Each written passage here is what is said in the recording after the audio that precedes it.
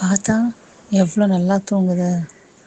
நல்ல குட்டி பாப்பா ரொம்ப பாவமாக தூங்குது. அப்படி தானே நமக்கு தோணும் நம்ம செல்லக்குட்டிங்களாம் தூங்கும்போது. ஆனால் நேற்று என்ன ரவுடித்தனம் பண்ணிவிட்டு இன்றைக்கி இவ்வளோ நல்ல பிள்ளை மாதிரி தூங்கியிருக்கா தெரியுமா? இது உங்கள் எல்லார் வீட்லேயும் நடந்திருக்கும். இதோ நேற்று ராத்திரி ஒரு புத்தகம் படிக்கலாம் தூங்குறதுக்கு ஒரு 1/2 மணி நேரம் முன்னாடின்னு உட்காந்தேன்.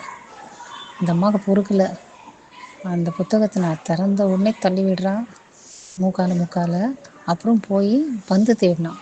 எப்படியாவது பந்து எடுத்துகிட்டு வந்து என்னோட விளையாடணும், இந்த புக்கை நான் எடுக்கக்கூடாது அப்படின்னு அவ்வளோ ஒரு முயற்சி. அதை நான் திறக்கிறேன், அந்த அம்மா அதை மூடுறாங்க, இல்லை கடிக்கிறாங்க, அப்படி இல்லைன்னா மூக்கால் தள்ளி விடுறான். இதுதான் நடந்துச்சு. மொத்தமாக கடைசியில் நேற்று புத்தகத்தில் ஒரு பேஜும் நான் வாசிக்கலை.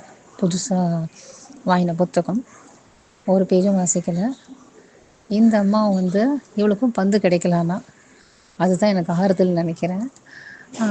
என்ன ஒரு விஷயம்னா, நாய்களுக்கு பொறாமை ஏற்படுமா வம்பு அப்படின்னு பண்ணாதப்போ. சொன்னால் என்ன வம்பு என்ன வம்பு நாய்களுக்கு என்ன வம்பு? பொறாமை போ ஏற்படும் அப்படின்னு தான் உட்கார், போ வல்லுநர்கள் சொல்கிறாங்க, உட்கார், ஆய்வும் வா சொல்லுது. அம்மா மடியில் உட்கார், வா என்னென்னா வா. நம்ம அதெல்லாம் வேறு வேணாம், ஒரு வா. விஷயத்தில் கவனம் செலுத்துகிறோம். அது நான் புத்தகமாக படிக்க இருக்கட்டும், போகிறேன், நீ டிவி பேசாமல் மடியில் பார்க்குறதா உட்கார். இருக்கட்டும். குறிப்பாக நம்ம கையில் வச்சுருக்கக்கூடிய விஷயங்கள் பார்த்திங்கன்னா, அது புத்தகம், செல்ஃபோன் மாதிரி இவங்களுக்கு அது ரொம்பவே ஒரு வருத்தமாயிடுமா.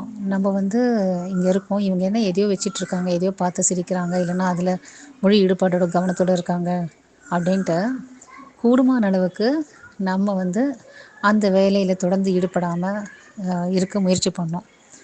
அதாவது அது விளையாடுற மூடில் இருக்கும்போது கண்டிப்பாக அதை முயற்சி பண்ணோம். அப்படி இல்லை அதுவே தூக்கமாக இருந்துச்சுன்னா சரி அதுன்னு படிச்சுக்கப்போ அப்படின்னு சொல்லிட்டு விட்டுடும். எங்கள் சேனலுக்கு மறக்காமல் சப்ஸ்கிரைப் பண்ணுங்கள்.